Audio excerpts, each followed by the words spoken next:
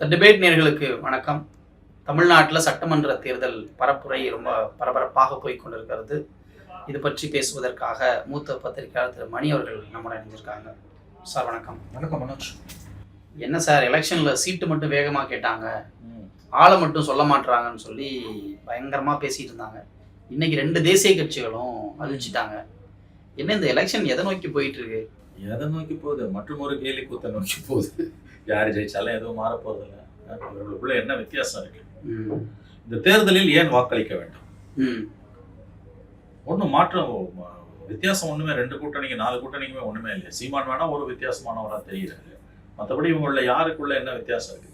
இலவசங்களை பத்தி பேசின விஜய் கடைசியில இலவசங்களை மற்றவங்கள விட மிஞ்சி அள்ளி விட்டுருக்காரு இல்லையா? பேர்லாம் நிறைய வச்சிருக்காரு. தாய்மாமன் சீரு.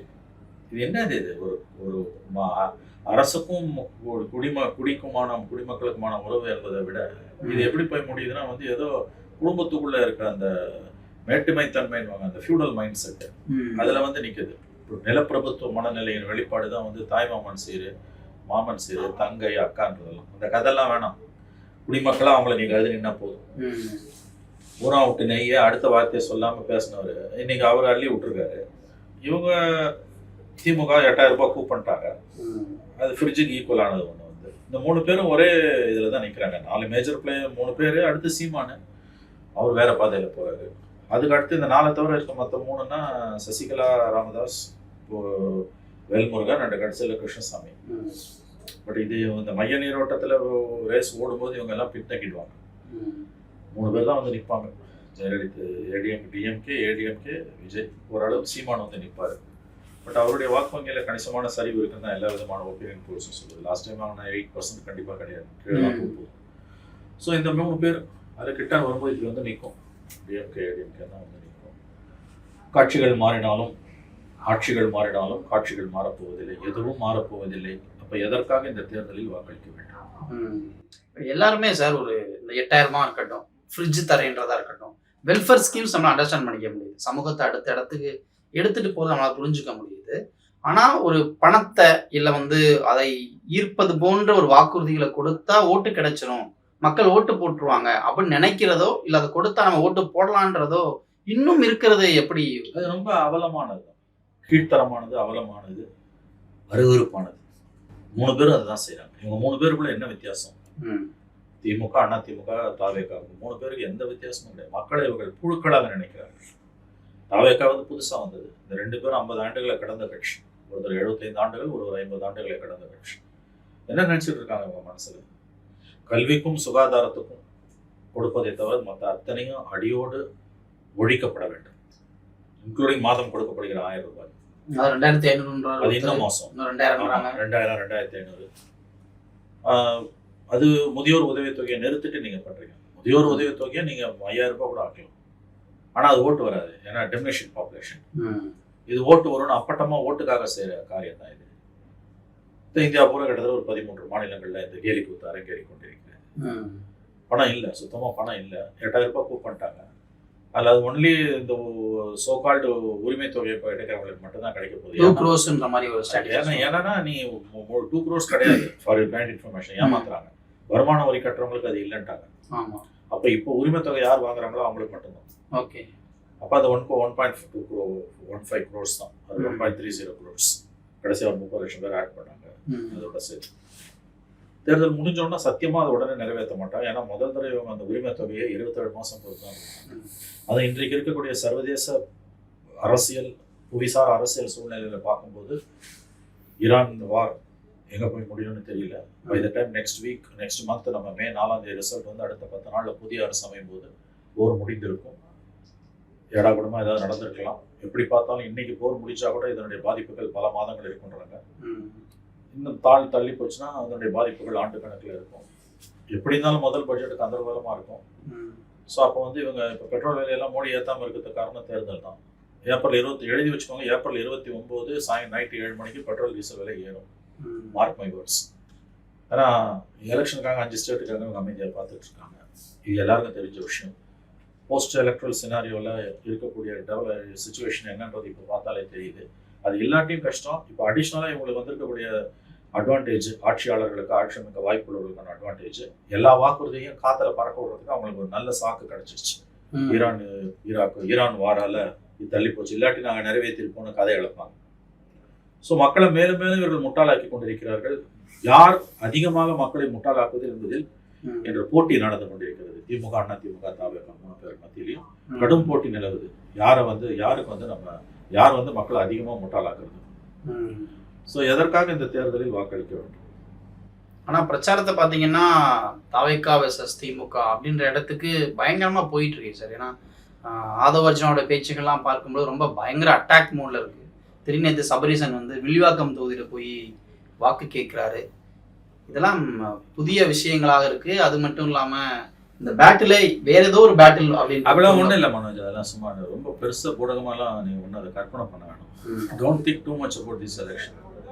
அப்படி எதுவுமே கிடையாது. மெயின் அப்போசிஷன் ஒன்றும் பெருசாக திமுக சண்டை போடுற மாதிரி இல்லை. தாவேக்கா 1-2 தொகுதிகள் வேணா ஃபைட் பண்ணலாம். பல தொகுதிகளில் அவங்களுக்கு ஆளே கேண்டிடேட்டு ஸ்பாட்ல இல்லை. பல தொகுதிகள் தாவேக்காவுக்கு ஓட்டு போடுறோன்னு சொல்லக்கூடிய 10 பேரை நான் கேட்டேன்னா 10 பேருக்குமே தான் தொகுதியில் யார் கேண்டிடேட் தெரியல. 10 பேருக்குமே தான் கேண்டிடேட் யாருன்னு தெரியல. நான் ஓட்டு போடுவேன். இது ஒரு ஆபத்தான மனநிலை. இது நாள் நெருங்க அடுத்த 10-15 நாட்களே இது கேம்பெயினுக்கு ஆள் வரலன்னா மட்டுப்படுவோம்.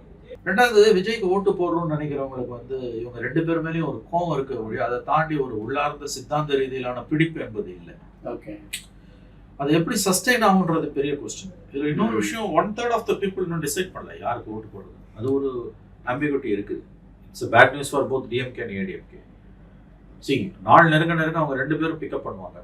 விஜய் பிக்கப் பண்ணுவாரன்றதான் $1 மில்லியன் கொஸ்டின். பண்ண மாட்டாருக்கான அடிக்குவேட் சிம்டம்ஸ் இப்ப தெரியும். ஓகே, ஏன்னா அவரால் எல்லா இடத்துக்கும் போய் அவர் போவாட்டி கூட அவர் ஒன் மேன் ஆர்மிங்க. அவரை தவிர அந்த கட்சியில யாருமே இல்லை. ரெண்டாவது, நீங்க முதல் தடவை அரசியலுக்கு வந்துட்டு எல்லா இடத்துக்கும் போக முடியலன்னா அது அவலம். ஏன்னா இப்ப ஸ்டாலின் அவர்கள் வந்து சீமான் ஆல்மோஸ்ட் பாதி ஸ்டேட்டா முடிச்சிட்டாரு. 3 பேரும் டெய்லி களத்துக்கு போறாங்க. மொத்தமே 2 பிரச்சாரம் தான். இந்த 3 பேரோட பிரச்சனை என்ன? ஸ்டாலின், எடப்பாடி, சீமான். அடுத்து நம்ம என்ன பேசணும்? பேசுனது பிக்கப் ஆகலையா? ஸ்பீச் ரைட்டர்ஸ், கன்சல்டன்ஸ் வந்து என்ன சொல்றாங்க, இது இப்படி மாத்தி பேசுங்க, அப்படி மாத்தி பேசுங்கன்றாங்க. அவங்க அதை பிக்கப் பண்ணிக்க. அவங்க கவனம் பூரா வந்து என்ன பேசணும், பீப்புள் ரெஸ்பான்ஸ் என்ன, களம் எப்படி மாறிட்டு இருக்கு, இதுல இருக்குது. விஜயோட கவனம் பூரா ஸ்டாம்பீட் ஆகக்கூடாது, எவனும் சாகக்கூடாது, செல்ஃபி எடுக்கிறன்னு வந்து மேலே விழக்கூடாது, டிரான்ஸ்ஃபார்மர் மேலே ஏறக்கூடாது, கொடி கம்பத்து மேலே ஏறக்கூடாது, கார் மேலே வந்து விழக்கூடாது.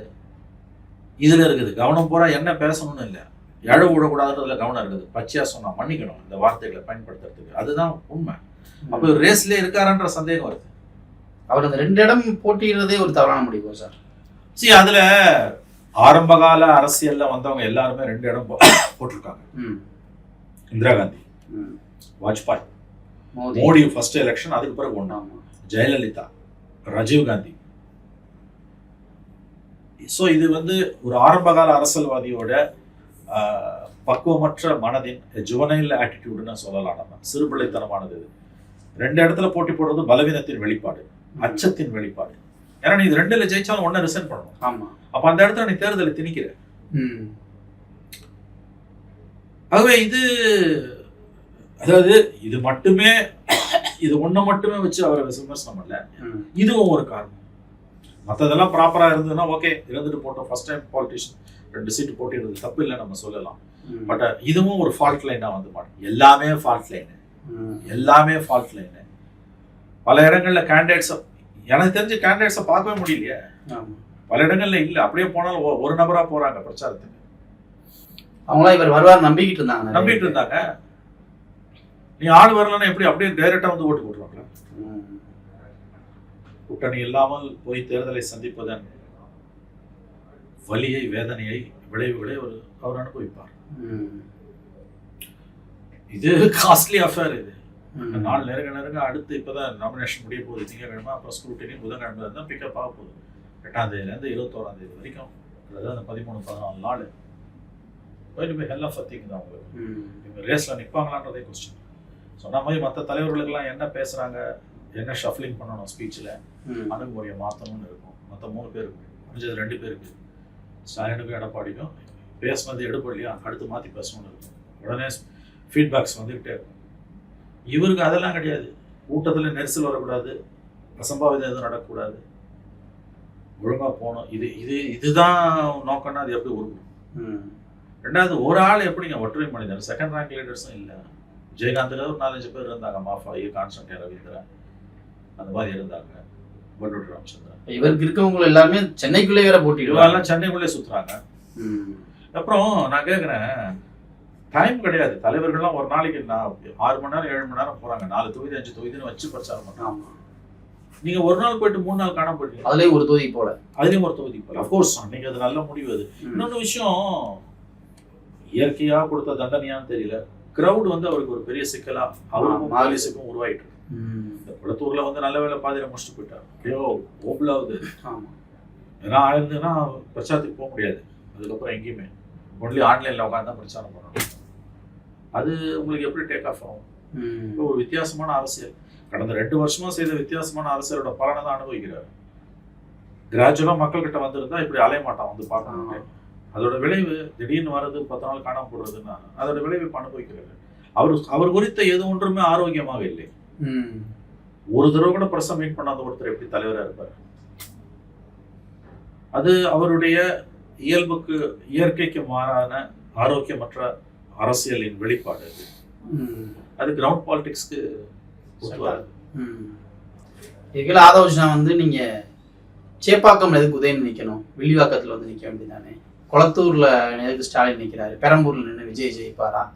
இப்படி இந்த ஒரு பேச்சுகள் இருக்குல்ல, இது நிறைய விமர்சனத்துக்கும் உள்ளாகி இருக்கு. பட் ஒரு சிட்டிங் எம்எல்ஏஸ அவங்கள நீங்க வந்து எங்களை பார்த்து பயந்து தான் எங்க தொகுதியில் நிக்க மாட்டீங்கன்னு சொல்ற அந்த பேச்சை நீங்க எப்படி பாக்குறீங்க? சவடால் பேச்சு. அந்த காலத்துல பேசுவாங்க, ஜெயலலிதா ஏன் ஆண்டிப்பட்டியில் நிற்கிறாங்க, சேப்பாக்கத்தில் வந்து நிற்கிறாங்க. அவங்க என்ன பேசுவாங்க, கருணாநிதிக்கு தில்லு இருந்தா வந்து ஆண்டிப்பட்டியில் நிற்க சொல்லுவாங்க, ஸ்டாலினுக்கு தைரியம் இருந்தனா போடியில வந்து நிற்க சொல்லுவாங்க. இது காலகாலமா இருக்கிற சவடால் பேச்சு. எல்லா தலைவர்களும் அவங்களுக்கு எதுக்கு ஸ்ட்ராங் ஹோல்டோ அங்கதான் நிற்பாங்க, எல்லா தலைவர்களும். அதனால வந்து என்ன பார்த்து நீ பயந்துட்ட, உன்னை பார்த்து இது அதை திருப்பி போட்டு கேட்கல. நீ போய் நில்ல சேப்பாக்கத்துல, நீ போய் குளத்தூர்ல நில்ல. இது என்ன பேச்சு? பேசுறதுக்கு உங்களுக்கு எதுவும் இல்லை சார். உங்க அரசியல் வந்து வறண்டு காணப்படுகிறது. தனி மனித தாக்குதல்கள், தனி மனித விமர்சனங்கள், தனி மனிதனை சவாலுக்கு அழைக்கிறது, இதெல்லாம் வந்து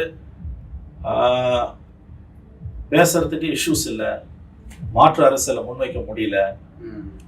நீங்க எதிர்பார்த்த அளவுக்கு உங்களுக்கு ஆதரவு இல்லைன்றது உங்களுக்கு நல்லா தெரியுது. நாளாக அந்த அந்த விரக்தியில தான் நீங்க இப்படி எல்லாம் பேசுறீங்க. இது ஒரு பக்கம் இருக்கும் பொழுது அண்ணாமலை அவர்களும் தேர்தலில் போட்டி இல்லை. அது பற்றி ஒரு பெரிய விவாதமும் இன்னைக்கு சமூக வலைத்தளங்கள்ல போயிட்டு இருக்கு. அண்ணாமலை கண்டிப்பா போட்டிட்டு இருக்கணும் அப்படின்னு ஒரு தரப்பு, அண்ணாமலை போட்டியிடாட்டினா கூட மற்றவர்களுக்கு வாய்ப்பு இல்லை, அவர் வந்து எல்லா இடத்துலையும் பிரச்சாரம் பண்ணணுன்ற ஒரு விஷயம். தேசிய கட்சிகளும் ஒரு குறிப்பிட்ட நபர் பின்னாடி போறதுக்கான சமிக்கையா இல்ல, இதை எப்படி நம்ம பார்க்கிறோம்? அவரை பத்தி அதீதமான ஒரு எதிர்பார்ப்பு இருந்தது. தமிழ்நாட்டுல வந்து அவர் வந்த பிறகுதான் பிஜேபிக்கு ஒரு டிராக்ஷன் கிடைச்சதுன்றது உண்மை. வழக்கமா தனிநபர்களை சாராத ஒரு கட்சி அது. ஆனா இங்க தமிழ்நாட்டுல அப்படிதான் அது ஒரு 3 ஆண்டுகள் இருந்தது. 2021 அவர் திமுக வெற்றி பெற்ற பிறகு, தமிழ்நாட்டு அரசியல் வந்த பிறகு அவர் தமிழ்நாடு கிழமை பிஜேபி திமுக வர்சஸ் பிஜேபி என்று மாறினார். அதுதான் 23 எண்மண் மக்கள் யாத்திரையில அவர் அதிமுக உறவை அறுப்பதற்கான எல்லா வேலைகளையும் செஞ்சாரு. எடப்பாடி அறுத்து போட்டார். 24 தனியா போனாங்க, சைபர் ஆனாங்க. அவங்க ஏடிஎம் கூட போயிருந்தா அந்த அலைன்ஸ் ஒரு 10 சீட் அது கண்டிப்பா ஜெயிச்சிருக்கும். அது லேட்டா வந்து அமித்ஷா மோடிக்கு புரியுது. எல்லா மாநிலங்களையும் வந்து சூட்சமா திறம்பட வெற்றிகரமா செயல்படுற அமித்ஷாவும் மோடியும் தமிழ்நாட்டுல கோட்டை விட்டது காரணம் அண்ணாமலை தான். அது அவங்க லேட்டா புரிஞ்சுக்கிட்டாங்க. அப்புறம் எடப்பாடியை உள்ள கொண்டு வரதுக்கு அண்ணாமலையை கூப்பிட்டு வந்தாங்க. அண்ணாமலை இருந்தா வரமாட்டேன்னு சொன்னதால அவரை திருப்திப்படுத்ததான் நயனாரை கொண்டு வராங்க. இப்போ ஒரு போட்டி போட மறுக்கிறாரு. அவர் தனியா தன்னை வந்து பிஜேபியோட தன்னை ஒரு பெரிய ஆளுமையாக நினைக்கிறார். ஆனா அவர் இருந்தப்போதான் தமிழ்நாட்டுல பிஜேபிக்கு ஒரு டிராக்ஷன் கிடைச்சது. அது உண்மை. மற்றவங்க எவ்வளவு பேர் இருந்தாலும் அவர் இருக்கும்போது இருந்த அந்த ஒரு ஈர்ப்பு என்பது கட்சிக்கு அதுக்கு முன்னாலேயும் பின்னாலேயும் கண்டிப்பா கிடையாது. இப்ப கூட ஜெயிச்சவர் அசம்பிளிக்கு போயிருந்தாருன்னா கண்டிப்பா அது திமுக ஒரு தலைவலியா தான் மாறி இருக்கும். பட் அவர் ஏன் போட்டி போடல, என்ன அதுக்கு அவர் மட்டும் காரணமா அல்லது தேசிய தலைமை காரணமா? அவர் சம்மதிக்க வைக்க பார்த்தாங்க, அவர் ஒத்துக்கல அப்படின்றாங்க. எனவே இனிமே பேசி பிரயோஜனம் இல்லை. லிஸ்ட் எல்லாம் வந்துடுச்சு. தமிழ்நாடு பிஜேபியோட ரேடார்ல இல்லைன்றதுக்கு மற்றும் ஒரு உதாரணம் அண்ணாமலை தேர்தலை போட்டியிடாமல் இருக்கு. ஏன்னா லிஸ்ட்லயுமே பாத்தீங்கன்னா ஒரு பெரிய சர்ப்ரைசிங்கா எதுவுமே இல்லை. பிஜேபி லிஸ்ட்ல ஆல்மோஸ்ட் ரிப்பீட்டட் கேண்டிடேட்ஸ் தான், தெரிந்த முகங்கள் தான் அப்படின்ற மாதிரி இருக்கு. இப்போ பிஜேபி வந்து நாங்கள் ஒரு மாற்றுன்னு மற்ற இடங்களில் ஆக்சுவலி இதை பண்ணுவாங்க. திடீர்னு பாத்தீங்கன்னா லிஸ்ட்ல கரண்ட் மினிஸ்டர்ஸ் தூக்கி அடிப்பாங்க, ஆமா ஸ்டேட் பிரசிடென்ட்டுக்கே வாய்ப்பு இருக்காது. ஆனா தமிழ்நாட்டுல அந்த மாதிரி எந்த ஒரு டெஸ்டையுமே பண்ண மாட்டாங்களே ஏன்? எது போட்டாலும் உருப்படாதுன்னு நல்லா தெரியுது. யாரை போட்டாலும் அது உருப்பட போறது இல்லை, விளங்காதுன்றது உங்களை விட என்ன விட அவங்களுக்கு நல்லா தெரியும். அதான் சொல்றேன், அது அண்ணாமலை இருந்த வரைக்கும் அதுக்கு ஒரு ஏதோ ஒரு விளம்பரமாவது கிடைச்சது. அது நல்லதோ கெட்டதோ ஒரு பேசுபடு பொருளா இருந்தது. தொடர்ந்து மீடியால பிஜேபி பத்தின பேச்சு செய்திகள் வந்துட்டு இருந்தது, ரொம்ப முக்கியம். அண்ணாமலை தலைவராக இருந்த வரைக்கும் மற்ற எந்த பிஜேபி தலைவரை பற்ற செய்தியும் வந்ததே கிடையாது. நீங்க பார்த்துருப்பீங்க. அது வானதி சீனிவாசன் உட்பட தேசிய மகளிர் அணி தலைவர், அவங்க Mahila Morcha leader, all India posting, அவங்க பேரு அவங்க செய்தி கூட வராது. ஆனா அண்ணாமலை தலைவர் பதவியிலிருந்து தூக்கின இந்த ஓராண்டுல பாத்தீங்கன்னா நயினார் நாகேந்திரனை தலைவராக போட்டாலும் பிரஸ் கான்ஃபரன்ஸ் மீடியா லைம்லைட்ல அதிகமா இருக்கிறது அண்ணாமலை தான். மாநில தலைவருக்கு அந்த லைம்லைட்டை எடுத்துக்க கூட தெரியல, அரசியல் பண்ண தெரியல அவருக்கு. அப்ப அவங்க ஆங்கிள் இருந்து நீங்க பார்க்கும்பொழுது பிஜேபியோட ஆங்கிள் இருந்து ரைட்லி ஆர் ராங்லி ஒரு ட்ராக்ஷன் யாரால கிடைச்சதுன்னா அண்ணாமலையால தான் கிடைச்சது. But due to reasons known to them, அவங்களுக்கே தெரிஞ்ச காரணங்கள், எனக்கு தெரியல அது என்னன்னு, உங்களுக்கு தெரியுமா எனக்கு தெரியல, அவர் ஓரங்கட்டப்பட்டார் அல்லது விலகி கொண்டார் அல்லது விலகினார். அவரால் ஒரு அரசியல் அதுக்கு பிறகு முன்னெடுக்க முடியல. இன்னைக்கு அவர் கேண்டிடேட்டாவே இல்லாம போயிட்டார். இந்த 5 ஆண்டு காலத்துல ஒரு ஜேர்னலிஸ்டா நம்ம பேசணும், சித்தாந்தத்தை எல்லாம் ஒதுக்கி வச்சுட்டு பிஜேபி நாடு நாசமாயிடும் இந்த கதையெல்லாம் ஒரு பக்கம் ஒதுக்கி வச்சுட்டு, அது நீ ஐடியாலஜிக்கல் பொசிஷன். ஒரு ஜேர்னலிஸ்டுக்கு ஐடியாலஜிக்கல் பொசிஷன் இருந்ததுன்னா ஜட்ஜ்மெண்ட்ல நிறைய கோளாறுகள் வரும். மக்கள் அதை எதிர்பார்க்கல, அதுக்கு அனலிஸ்ட் இருக்கான், நம்ம அதுக்கு கட்சிக்காரன் இருக்கான். பத்திரிகையாளர் மக்கள் எதிர்பார்ப்பது கிரவுண்ட் என்னன்றது. இந்த 5 ஆண்டுகள்ல நீங்க பாத்தீங்கன்னா 21, 26 திமுக ஆட்சியில எல்லா மாநிலங்களையும் விட மிக பலவீனமா இருக்க மாநிலம் பிஜேபிக்கு தமிழ்நாடு. ஆனா இந்த மாநிலத்துல ஒரு டிராக்ஷன், சரியான வார்த்தை, ஒரு டிராக்ஷன், மக்கள் கவனத்தை ஈர்த்தது, பிஜேபியை பேசுபடு பொருளாக்குனது, இதெல்லாம் யாரால நடந்ததுன்னா அண்ணாமலையால தான் நடந்தது. நிறைய தவறுகள் செஞ்சார், அது வேற விஷயம். உதாரணத்துக்கு வந்த உடனே மைக்கேல்பட்டி விவகாரத்துல மதமாற்றம்னு அந்த ஒரு குழந்தை 10ஆம் கிளாஸ் படிக்கிற குழந்தையோட சாவை ஒரு அரசியல் மலினமான அரசியல் படுத்தினார். இத்தனைக்கும் பிஜேபியோட மைனாரிட்டி பிரிவு தலைவரா அந்த மைக்கேல்பட்டி பள்ளி அமைந்திருக்க இடத்துல இருக்கக்கூடிய அவங்க தலைவர் சொன்னது கூட அவர் கேட்காம அதை ரொம்ப ரொம்ப மலிவான அரசியலா மாத்தினார். சிபிஐ விசாரணைக்கு உத்தரவிடப்பட்டு இன்னைக்கு சிபிஐ மோடி அரசாங்கத்தோட கட்டுப்பாட்டில் இருக்க சிபிஐ அது மதமாற்றத்தால் நிகழவில்லைன்னு அவன் அறிவு ஸ்டேட்மெண்ட் கொடுத்துருக்கான். அப்ப இந்த மாதிரி பல தவறுகளை அவர் செய்தார். ஆனா இப்படிதான் பிஜேபி இந்தியா பூரா வளர்ந்துருக்கு. அந்த அண்ணாமலை அதுக்கு பிறகு தொடர்ச்சியா அவர் செய்த அரசியல், திமுக அரசு ஊழல், அமைச்சர்களுக்கு எதிராக ஊழல் பட்டியல், டிஎம்கே ஃபைல்ஸ், ஏதோ ஒரு தடால் புடால்னு பண்ணி மக்கள் மத்தியில ஒரு இதை கொண்டு வந்தார். அவர் சறுக்குன ஒரு இடம் நான் பார்ப்பது 23 அவர் எண்மண் மக்கள் யாத்திரை போகும்பொழுது ராமேஸ்வரத்துல அமித்ஷா தொடங்கி வைக்கிறாரு. அதுல கூட்டணி கட்சிகள்லாம் கலந்துக்குது, பாமக, அதிமுக எல்லாம் கலந்துக்குது. பிஜேபியை பலப்படுத்துறதுக்கு அண்ணாமலை போற யாத்திரையில அதிமுக எதுக்கு மேடை யாருன்னா உதயகுமார். இன்னைக்கு காங்கிரஸ் கட்சியை பலப்படுத்துறதுக்கு தமிழ்நாட்டுல செல்வ பிறந்தக பாத யாத்திரை போறாருன்னா ராகுல் காந்தி தொடங்கி வைக்கும்போது அதுல திமுக பிரதிநிதி அது எப்படி சகிக்க முடியாத அவலமோ அந்த மாதிரியான அவலம் தான் எண்மணி மக்கள் யாத்திரைக்கு அண்ணாமலை போகும்பொழுது உதயகுமார் ஏடிஎம்கே போய் சேர்ந்தது. அதுக்கு பிறகு ஒரு பிரச்சாரத்துல 4 நாளே கச்சேரி ஆரம்பிச்சாரு. எம்ஜிஆர், ஜெயலலிதா, அண்ணாதுரை எல்லாரையும் வசைப்பாடினார், ஊழல் கட்சினாரு, ஜெயலலிதாவை தண்டிக்கப்பட்ட குற்றவாளினாரு, எப்படியாவது கூட்டணியை உடைக்கணுன்ற உயர்ந்த நோக்கத்தோடு செயல்பட்டு அது உடைச்சும் காமிச்சாரு. தனியா போனாங்க அவங்க. அதுக்கு 10 நாள் முன்னால உடையறதுக்கு 10 நாள் முன்னால என்டிஏ மீட்டிங்ல போய் எடப்பாடி உட்கார்றாரு. அந்த அலையன்ஸ் பணம் வச்சு ஏடிஎம்கே, பிஜேபி, பாமக, தேமுதிக எல்லாம் இருந்திருந்தாங்கன்னா கண்டிப்பா 10 சீட்டாவது அடிச்சிருப்பாங்க. அவங்க ஸ்வீப் டிஎம்கேக்கு சத்தியமா வந்திருக்காரு. அதை லேட்டா அவங்க உணர்றாங்க. இன்ஃபேக்ட் தேசிய அளவுல பிஜேபிக்கு நம்பர்ஸ் குறைஞ்சது தமிழ்நாடு தான் முக்கியமான காரணம். லேட்டரான அவர் வரும்பொழுது அவங்க கொண்டு வரும்போது அவர் எடப்பாடி அண்ணாமலையை நீக்கினாதான் அலையன்ஸுக்கு வருவேன்னு சொன்னது அந்த கண்டிஷன் ஒப்புக்கொள்ளப்படுகிறது. அதுக்கு பிறகு ஒரு தேசிய அரசியலுக்கும் போல, மாநில அரசியலையும் இல்லை. பிரஸ் கான்ஃபரன்ஸ் கொடுக்கறத தவிர பெருசா அவரால் ஒன்றும் பண்ண முடியல இந்த ஓராண்டுல. கடைசியில இன்னைக்கு ஒரு தேர்தலையும் போட்டி போடல. அவருடைய எதிர்காலம் என்ன என்பது தெரியவில்லை. பாஜகவுக்குள் அவருடைய எதிர்காலம் என்ன என்பது தெரியவில்லை. திரும்பவும் சொன்ன இந்த ஸ்டாலினுடைய 5 ஆண்டு கால ஆட்சியில பிஜேபியை தமிழ்நாட்டில் ஓரளவுக்காவது பாப்புலரைஸ் பண்ணது அண்ணாமலை. பட் சட்டமன்ற தேர்தலில் அவர் போட்டியிடலைன்றது இட்ஸ் வெரி இன்ட்ரெஸ்டிங், சுவாரஸ்யமான ஒரு அரசியல் நிகழ்வு தான். நீங்க சொல்லும் பொழுதே சமீபத்தில் திரும்ப ஒரு வீடியோ வெளியிட்டிருந்தார். அவர் மாநில அரசியல் திரும்புறத முதல்ல நீங்க எப்படி பாக்குறீங்க? பிளஸ் அந்த வீடியோல அரசியல்ல ஒரு மாற்றம் நிகழப்போகுது, 2026 பிறகு நான் இங்கே வந்து போட்டியிட வேண்டிய அந்த சூழல்லாம் இருக்கு, இல்லை தேவை இருக்குன்ற விஷயங்களை ஹிண்ட் பண்றாரு. 26 எதையோ மாத்த போதா இல்லை என்ன? திருமாவுடைய முடிவை நான் வரவேற்கிறேன்.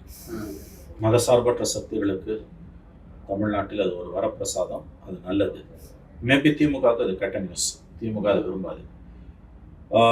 26 தேர்தல் முடிவுகள் எப்படி போனாலும் இங்கே களம் ரொம்ப சூடு பிடிக்கும். மதசார்பற்ற அரசியலுக்கான சவால் பெரிய அளவில் உருவெடுக்கும்னு அவர் சொல்றாரு. எனக்கு என்னமோ அது சரின்னு தான் படுது. அது அவர் சரியான நேரத்தில் தான் அந்த முடிவை எடுத்திருக்காரு. Okay, 3-4 possibilities. ஒன்று, டிஎம்கே சிம்பிள் மெஜாரிட்டி வந்து அசம் கம்ஃபர்டபுளாக தமிழ்நாட்டில் ஆட்சியை தக்க வச்சுப்பாங்க. அப்படி தக்க வச்சுக்கிட்டாங்கனாலும் பிஜேபியோட கொடுங்கரங்கள் நீளும்னு அவர் சொல்றாரு. ஏன்னா வந்து அவர் அந்த வீடியோவுக்கு பிறகு இந்த ஹிந்து ஆங்கில நாளிதழில் கொடுத்த வீடியோ பேட்டியிலேயே அது பிரிண்ட்லேயும் வந்திருக்குது. திமுக தனி மெஜாரிட்டியோட ஆட்சி அமைச்சாலும் திமுகவை பிஜேபி உடைக்கும் சொல்றாரு. உடைக்கும்னு அவர் சொல்றது வந்து திமுக விடப்படுகிற சவால். அப்படிலாம் ஒன்றும் உடைக்க முடியாதுன்னு இவங்க சைட்ல எந்த ரியாக்ஷனும் வரல. ஸோ அது வேற அரசியல் அவர் எதிர்பார்க்கிறார். இது ஒன்று. ரெண்டாவது, ஒருவேளை 2006 மாதிரி கலைஞர் 96 சீட்டு ஜெயிச்ச மாதிரி ஹங் அசம்பிளி வருதுன்னா கண்டிப்பா பிஜேபி விளையாடுவாங்க. ஸோ எப்படி பார்த்தாலுமே, அல்லது ஃபுல் ஃபிளெஜ்டு என்டிஏ கவர்மெண்ட் வருதுன்னா சொல்லவே தேவையில்லை. எப்படி பார்த்தாலும் இங்க ஒரு சவால். அதாவது திமுக தனி மெஜாரிட்டியோட ஆட்சி அமைச்சா கூட 21-26 மாதிரி அது இருக்காதுன்னு அவர் நினைக்கிறார். பிஜேபியோட சவால்கள் அதிகமாகும். அல்லது இன்னொரு பாசிபிலிட்டி, அவர் அதையும் மனதில் வைத்து பேசியிருக்கிறார் நினைக்கிறேன். சிம்பிள் மெஜாரிட்டியில் வந்து உட்கார்ந்த பிறகு டிஎம்கே 21-26 மாதிரி திமுக பிஜேபியோட சண்டை போட மாட்டாங்க. பெரிய அளவில் ஆன்டி பிஜேபி பாலிடிக்ஸை டைல்யூட் பண்ணுவாங்க. நாம்கியாவை சுவாசிச பாஜகன்ற கதை அழைப்பெல்லாம் நடந்துட்டு இருக்கோம். பட் நிறைய காம்ப்ரமைஸ் நடக்கும். குறிப்பாக எக்கனாமிக் ஃப்ரண்ட்ல அதானிஸோட இன்ட்ரெஸ்ட்டை ப்ரொடெக்ட் பண்ணுறதுலையும் முன்னெடுத்துட்டு போகிறதுலையும் திமுகவுடைய ரோல் பெரிய ரோல்னு பரவலாக இன்றைக்கு பொருளாதாரம் அறிந்த அத்தனை பேரும் சொல்லுகிறார்கள். ஸோ அந்த விதத்தில் பார்க்கும்போது ஒரு காம்ப்ரமைஸுக்கான வாய்ப்புகள் இருக்கலாம்னு அவர் கருதுகிறாரோ என்று தான் நான் சொல்லுகிறேன். எனக்கே தெரியும் போது அவருக்கு தெரியாத நீங்கள் சொல்ல முடியாது. ஏன்னா 24 தேர்தலுக்கு பிறகு 4-5 இஷ்யூஸை பார்த்தீங்கன்னா வந்து திமுக பிஜேபியோட மறைமுகமாக பிஜேபி மகிழ்ச்சி கொள்ளக்கூடிய அளவுக்கு காம்ப்ரமைஸ் பண்ணியிருக்கு. நம்ம தைரியமாக சொல்லணும். ஒன்று, அந்த உடனேயே கருணாநிதி நாணய வெளியிட்டுள்ளாங்க ராஜ்நாத் சிங். அது ஒரு பெரிய நிகழ்வு. சாதாரண நிகழ்வாக கடந்து போகுபவர்கள் வந்து ஒன்று விவரம் அறியாதவர்கள் அல்லது உள்ளொன்று வைத்து புறமொன்று பேசக்கூடிய யோகிய சீலர்கள் ஒன்று. ரெண்டாவது பார்த்தீங்கன்னா அதுக்கு முன்னால் 4 ஆண்டுகள் என்டிசி மீட்டிங்கில் கலந்து கொள்ளாதவர் போய் கலந்துக்கிட்டார். அது ஒரு முக்கியமான விஷயம். மூணாவது பார்த்தீங்கன்னா உங்களுக்கு வந்து இந்த ஆபரேஷன் சிந்தூருக்கு பிறகு வெளிநாடுகளுக்கு அனுப்பப்பட்ட குழுக்களில் உறுப்பினராக திமுக போயிருக்காங்க. கனிமொழிய தலைவராக அது முக்கியமான நாடுகளுக்கு ரஷ்யா, பிரான்ஸ், ஸ்லோவேனியா போன்ற நாடுகளுக்கு அவர் அனுப்பினார். 4வது, அதானிஸ் வந்து வீட்டில் மோடி ஸ்டாலின் அவர்களை சந்திச்சார். ஸோ அரசியலை வந்து ரொம்ப நுட்பமாக பார்ப்பவர்களுக்கு 24 பார்லிமெண்ட் எலெக்ஷன் முடிஞ்ச உடனேயே திராவிட முன்னேற்ற கழகத்துடைய ஆன்டி பிஜேபி ஸ்டாண்ட் என்பது ஒரு கடுமையான ஒரு ஒரு ஒரு சன்னிங் அப்படின்னு சொல்லலாம். ஒரு மறுபரிசீலனைக்கு என்று சொல்ல முடியாவிட்டாலும் ஒரு ஒரு மாறுதலுக்கு உட்படுத்தப்பட்டிருக்கிறது என்பது உண்மைதான். இதை வந்து நுட்பமாக பார்ப்பவர்களுக்கு தான் இது வந்து தெரியும் உங்களுக்கு. ஸோ எப்படி பார்த்தாலும் திருமாவுடைய அந்த ஸ்டேட்மெண்ட், அவர் வந்து சில அசஸ்மெண்ட்ல இருக்கார், துல்லியமான அசஸ்மெண்ட்ல இருக்கார், ரிசல்ட்ஸ் எப்படி போனாலும். ஸோ அந்த முடிவு வந்து நன்றாக எடுக்கப்பட்ட ஒரு முடிவு என்று தான் நான் பார்க்கிறேன். ரொம்ப கால்குலேட்டட் மூவ் அது. தேசிய அரசியலோட மாநில அரசியல் தான். ரெண்டாவது, விஜயோட வருகைக்கு பிறகு அவருடைய கட்சியோட வாக்கு வங்கி சிதற ஆரம்பித்திருக்கிறது. அதுவும் ஒரு உண்மை, அதுவும் ஒரு காரணம். அதை தக்க வைக்கணும்னா இங்க இருக்கணும்னு அவர் விரும்புறாரு. மெயின் ரீசன் வந்து 26க்கு பிறகு வந்து இங்கு இந்துத்துவ பாலிடிக்ஸ் வெவ்வேறு வடிவங்களை எடுக்கும்னு அவர் எதிர்பார்க்கிறாரு. திமுகவை வந்து மெஜாரிட்டி இருந்தாலும் உடைக்கும்னு சொல்லக்கூடியது வந்து அது பல அது அது அது பிஜேபி மீதான குற்றச்சாட்டு மட்டுமல்ல, திமுக மீதான அவருடைய நம்பிக்கை அவநம்பிக்கையையும் வெளிப்படுத்துகிறது. ஸோ ஒரு ஹோலிஸ்டிக்கா அதை பார்க்கும்போது அவர் ஒரு தெளிவான வரையறுக்கப்பட்ட ஒரு அசஸ்மெண்ட்ல இருக்காரு. 26 ரிசல்ட்ஸ் எப்படி இருக்கும்ன்றது. அதனாலதான் அவர் மாநில அரசுக்கு இந்த முடிவை எடுத்திருக்கிறார். பர்சனலி ஸ்பீக்கிங், என்னை பொறுத்தவரையில் அது வரவேற்கத்தக்க முடியும். ஏன்னா நமக்கு கொடுத்த ஒரு பேட்டியில வேல்முருகன் கூட அது திமுகவுடைய ஆட்சி RSSனுடைய ஆட்சியாக இருக்குன்னு ஒரு குற்றச்சாட்டை வைக்கிறார். இங்க வந்து அதிகாரிகள் எல்லாரும் அந்த ஒரு மென்டாலிட்டியில் இருக்காங்க, ஆட்சியே அந்த ஒரு இடத்தை நோக்கி தான் நகருது அப்படின்றது. ஏன்னா இவங்க கொள்கை ரீதியாகவே எதிர்ப்பது பிஜேபியை, அவங்களுக்கு எதிராகத்தான் அவ்வளோ விஷயத்தையும் பண்றாங்க. ஆனா மறைமுகமாக சின்னதா நிறைய விஷயங்களை இன்ஃபியூஸ் பண்ணிக்கிட்டாங்க. இங்க எல்லாத்தையும் இப்போ புதிய கல்விக் கொள்கை வேண்டான்னு சொன்னாலும் அதுல இருந்து அம்சங்கள் எல்லாம் எடுத்து இங்க கொண்டு வந்தது. அப்படி பல விஷயங்கள், அதிகாரிகளுடைய ஆட்சி நடக்குது, அப்படின்றதெல்லாம். ஸோ இந்த ஒரு இடத்துல இருந்து பார்க்கும் பொழுது திருமாவுடைய இந்த முடிவு கரெக்ட். இது வழிமொழிவுதாக இருக்கிறது. இந்த 5 ஆண்டுகளே வந்து நிச்சயமா அவங்க சில காரியங்களை பண்ணாங்க. அதுல எந்த சந்தேகமும் கிடையாது. ஒன்று ஆர்எஸ்எஸோட அஜெண்டாவை எக்ஸ்பாண்ட் பண்றது, இன்னொன்று அதானியோட இன்ட்ரெஸ்ட்டை எக்ஸ்பாண்ட் பண்றது. நீங்க ஆர்எஸ்எஸோட அஜெண்டாவை அக்செப்ட் பண்ணிக்கிட்டு அதை எக்ஸ்பாண்ட் பண்றாங்கன்றதை விட ப்ரூவ் பண்றது கஷ்டமா கூட இருக்கும். அதானிஸ் தான் ஈஸியாகவே நீங்க கண்டுபிடிச்சோம். For example control of the ports and airports, குறிப்பா போர்ட்ஸ், எல்லா போர்ட்ஸுமே வந்து அதானி கண்ட்ரோலுக்கு போகுது. அதுல வந்து இவங்க வந்து ஏடிஎம்கே, அவங்க வந்து நம்ப தகுந்த தோழனா அதானிஸ் வந்து டிஎம்கே தான் பார்ப்பாங்க, ஒழிய ஏடிஎம்கே பார்க்க மாட்டாங்க. ஏன்னா இவங்களுக்கு எல்லா நுழைவு சரியும் வித்தின் கோட் தெரியும் டிஎம்கே. அண்ட் சில செக்டார்ஸ்ல வந்து மோனோபோலியை நோக்கி மாநிலம் நகருன்றாங்க. For example cement. இப்போ அதானிஸ்க்கு சிமெண்ட்ல வந்திருக்கக்கூடிய இன்ட்ரெஸ்ட் உங்களுக்கு தெரியும் பெரிய அளவில். பிர்லா சிமெண்ட் தான் வந்து உங்களுக்கு வந்து மார்க்கெட் லீடராக இருந்தாலும், இங்கே வந்து இப்போ இந்தியா சிமெண்ட்ஸை வந்து பிர்லா சிமெண்ட் வாங்கியிருக்காங்க. அப்புறம் வந்து ராம்கோ இருக்குது. பட் ஸ்டில் அதானிஸோட இன்ட்ரெஸ்ட் வந்து பெரிய அளவில் வருவதற்கான எல்லா வாய்ப்புகளும் இருக்குது, டம்பிங்கான வாய்ப்புகள் இருக்கின்றன. ஸோ நீங்கள் பிஜேபியை டைரக்டாக எதிர்க்கிறத பிஜேபி சமாளிச்சுக்கும். அவங்க வந்து அது ஒன்றும், ஏன்னா இங்கே ஹோல் ஸ்டேட்டே வந்து ஆன்டி பிஜேபியாக இருக்குது. ஒரு தெருவில் இருக்க லேம்ப் போஸ்ட்டை கேட்டால் கூட ஆன்டி பிஜேபி. நாளைக்கு டிஎம்கே இல்லைனா அந்த இடத்த வேற யாராவது பிடிச்சிடுவாங்க. ஸோ அதை இப்போதைக்கு நம்ம டைல்யூட் பண்ணணும், டைரெக்டாக ஒன்றும் பண்ண முடியாது. மற்ற மாநிலங்கள் அவங்களோட ஸ்ட்ராட்டஜி வச்சு பார்க்கும்போது பின்பக்க வழியா அல்லது வேறு வழிகளில் உள்ள வரதுக்கான முயற்சிகள் இருக்குது. அதானிஸோட பிஸ்னஸ் இன்ட்ரெஸ்ட் இங்கே யாராவது ப்ரொடெக்ட் பண்ணுறாங்க, காப்பாற்றுறாங்க, என்ரிச் பண்ணுறாங்கன்னா அதை விட அவங்களுக்கு வேற என்னங்க வேணும்? மொனோபொலி ஓவர் வேரியஸ் ஃபீல்ட்ஸ் இருக்குது. போர்ட்ஸ், பரந்தூர் ஏர்போர்ட் எடுத்துக்கோங்களேன். இவ்வளோ எதிர்ப்புக்கு மத்தியில் பரந்தூர் ஏர்போர்ட்டை கங்கணம் கட்டிக்கிட்டு செயல்படுத்த வேண்டிய அவசியம் திமுக என்ன வந்தது? நீங்கள் தான் போட்டிங்க ஓய்வு பெற்ற ஐஏஎஸ் அதிகாரி மச்சேந்திரநாதன் தலைமையில் ஒரு குழுவை. அந்த ரிப்போர்ட்டையே நீங்கள் வெளியிடலையே. மச்சேந்திரநாதன் கமிட்டி ரிப்போர்ட் வந்து பரந்தூரை பற்றின உண்மையான பல விஷயங்களை சொல்லுது. அந்த ரிப்போர்ட்டை அந்த கமிட்டியை போட்டுட்டு ரிப்போர்ட்டை வாங்கி அது மேலே உட்காந்துட்டு இருக்கீங்க. இப்போ எலெக்ஷன் முடிஞ்சு ஆட்சிக்கு வந்தீங்கன்னா ரூத்லெஸ்ஸாக இது எல்லாத்தையும் எக்ஸ்பேண்ட் பண்ண போறீங்க. 8 வழி சாலை அது யாருக்கு? நடுப்புற பேசினாங்க 6 வழி சாலைன்னு. ஃபர்ஸ்ட் டைம் பிஎம் பார்க்கும்போது கொடுத்துட்டாங்க. ஆட்சிக்கு வந்த உடனே ஒத்துக்கிட்டாங்க. அப்புறம் நிறைய மறுப்புகள்லாம் சொன்னாங்க. அப்புறம் சொல்லி கதை இழந்தாங்க, வழக்கம் போல புழுவுனாங்க. அப்புறம் பார்லிமெண்ட் எலெக்ஷன் வந்தது. இது செகண்ட் டேர்முக்கு ரிசர்வ் பண்ணிட்டாங்க. இப்போ இந்த முறை ஜெயிச்சாங்கன்னா 3 வருஷம் போது தான் எலெக்ஷன். இது எல்லாத்தையும் ஒன்றொன்னா நிறைவேற்றலாம்ல. 8 வழி சாலை 6 வழி சாலையாக வரும். போர்ட்ஸோட கண்ட்ரோல் வந்து பெரிய அளவில் போகும். பரந்தூர் வந்துடும். காட்டுப்பள்ளி அதிகாரத்துக்கு முன்னால் ஒரு பேச்சு, வந்த பிறகு ஒரு பேச்சு. ஸோ நீங்கள் டாட்ஸ் இருக்குது. டாட்ஸை கனெக்ட் பண்ணி பார்த்தீங்கன்னா for Adanis DMK is the best bet. Why Adanis wants DMK to retain power? Public domain இருக்க விஷயங்களை வச்சு நீங்க yes, Adanis are very much interested in DMK to retain power. எவ்வளவு விஷயம் இருக்குது. அப்ப அது போதாதான் மோடிக்கு, பிஜேபிக்கு, ஆர்எஸ்எஸ்க்கு? மற்றதெல்லாம் ஆட்டோமேட்டிக்கா வரப்போகுது. ஆகவே இது இஸ் a peculiar situation. அவங்க ஒன்றும் பெருசாக உங்களை டிஸ்டர்ப் பண்ணவே இல்லை. எத்தனை கேஸ், எத்தனை இடி கேஸ், நேரு கேஸ்லாம் எவ்வளோ பெரிய கேஸ் உங்களுக்கு. ஒரு எஃப்ஐஆர் வந்து இவங்களால மேனேஜ் பண்ண முடியும். Already there are FIRs. அது மூலமா உள்ள வரலாம். இடிஎஸ் கம்ப்ளீட்லி ஜெட்டிசன்ட் தமிழ்நாடு கண்டுக்கவே இல்லை. 5 ஸ்டேட் எலெக்ஷன் போகிறது மனோஜ். வெஸ்ட் பெங்கால ரேம்பேஜில் இருக்காங்க. 600 அதிகாரிகளை மாற்றிருக்காங்க. 600 ஆஃபீஸர்ஸ், எஸ்ஐலேருந்து டிஜிபி வரைக்கும் மாற்றிருக்காங்க. சாதாரண ரிட்டர்னிங் ஆஃபீஸரை மாற்றலாம்.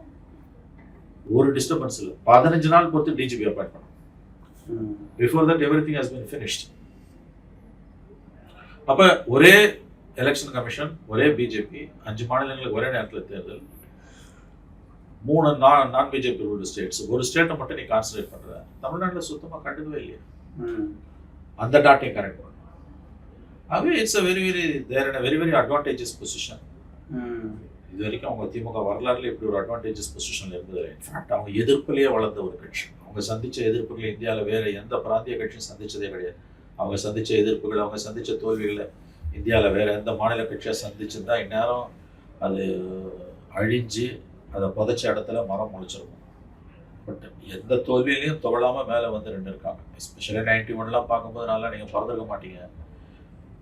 முடிஞ்சு போச்சு திமுக நினைச்சோம் நாங்கள். அதுக்கப்புறம் அந்த ராஜீவ் அசாசினேஷன் பிறகு வைகோ வெளியில் போகிறாரு. 9 மாவட்ட செயலாளர் போகிறாங்க. திமுகவுக்கு சமாதி கட்டிட்டானுங்க மெயின் ஸ்ட்ரீம் மீடியா. 3 வருஷத்துல சிஎம் வந்து உட்காந்தாரு.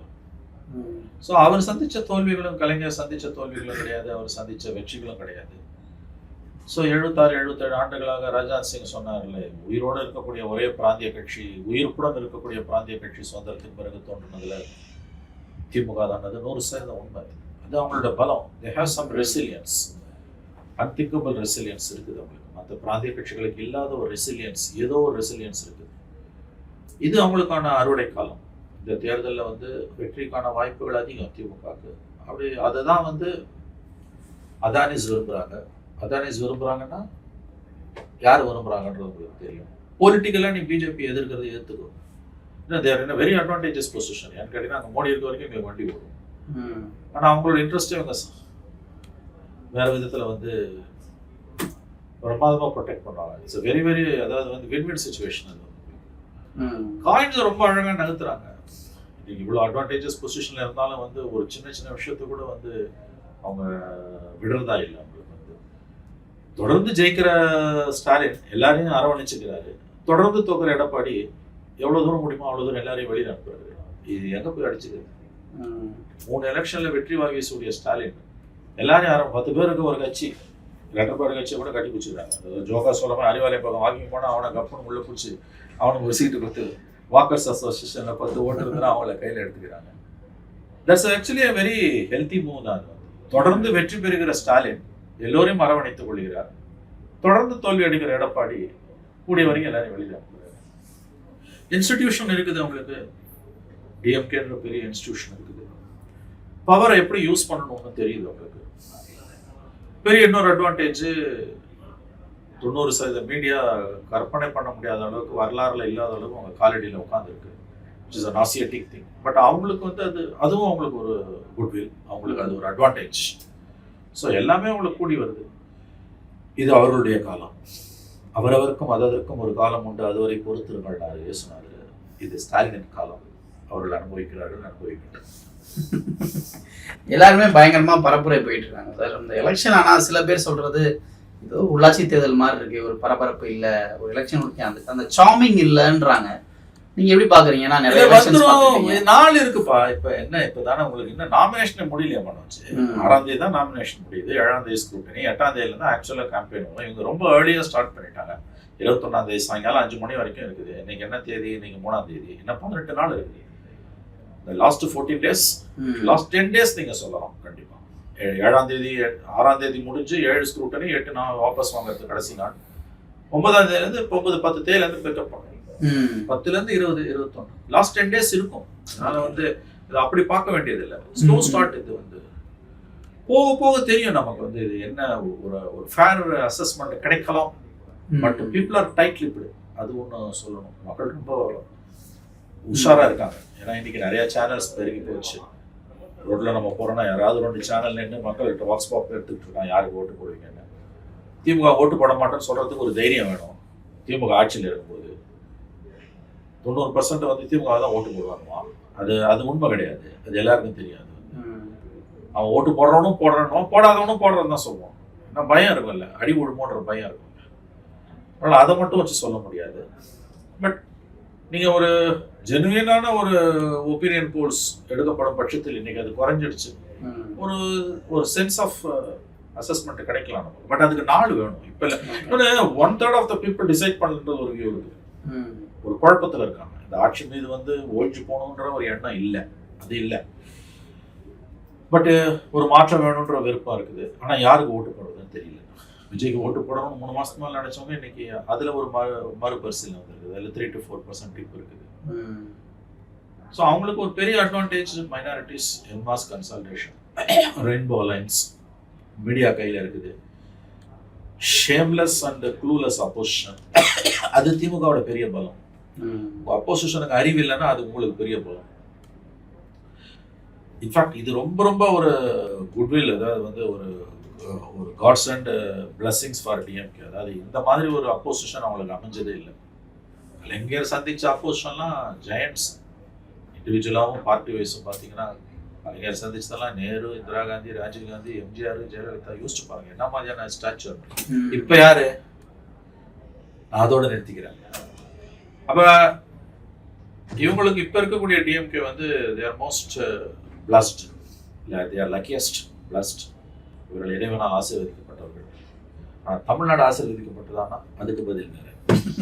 இப்ப நிறைய களத்தை தாண்டி ஆன்லைன்ல வந்து ஜோசப், ஏன்னா எங்க பார்த்தாலும் வீடியோக்கள்ல பதில் சொல்றது, பாட்டு ரிலீஸ் பண்றது, எல்லாத்தையுமே வந்து ஒரு சமூக வலைத்தளங்கள்லயே அரசியல் பண்றது, இல்ல சமூக வலைத்தளத்தை பிரதானமா எடுத்துட்டு அரசியல் பண்றது அப்படின்ற இடத்துக்கு நகர்ல அது சப்ளிமெண்டரி தான்.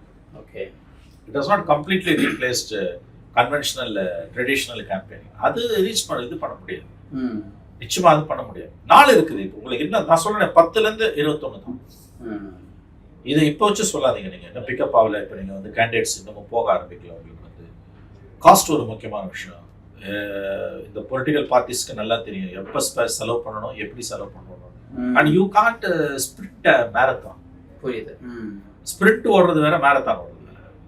மேரத்தான் ஓடுறது ஸ்லோ ஸ்டார்ட், லேட்டாக தான் பிக்கப் ஆகும். ஸ்பிரிண்ட் உடனே ஓடிட்டு உடனே வந்து அது பண்ண முடியாது, அவசியமும் இல்லை.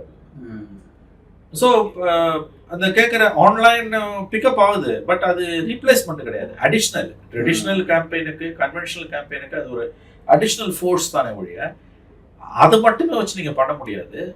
அது ஒன்றும் அவ்வளோ பெரிய இம்பாக்டையும் உங்களுக்கு வந்து கொடுக்காது.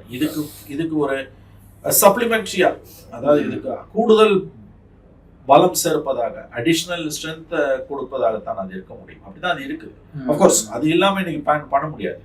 ஆனா அது மட்டுமே இருந்து நான் பண்ண முடியாது. இப்போ விஜயோட கட்சியோட ப்ராப்ளம் என்ன, ஆன்லைன்ல மட்டுமே விஜயால எல்லா இடத்துக்கும் போக முடியலன்னா ஒரு ஆன்லைன்ல கேம்பெயின் பண்ணுவார். ஆன்லைன்ல கேம்பெயின் பண்ணா அது it will be a grand failure, படுதோல்வி அடையும்.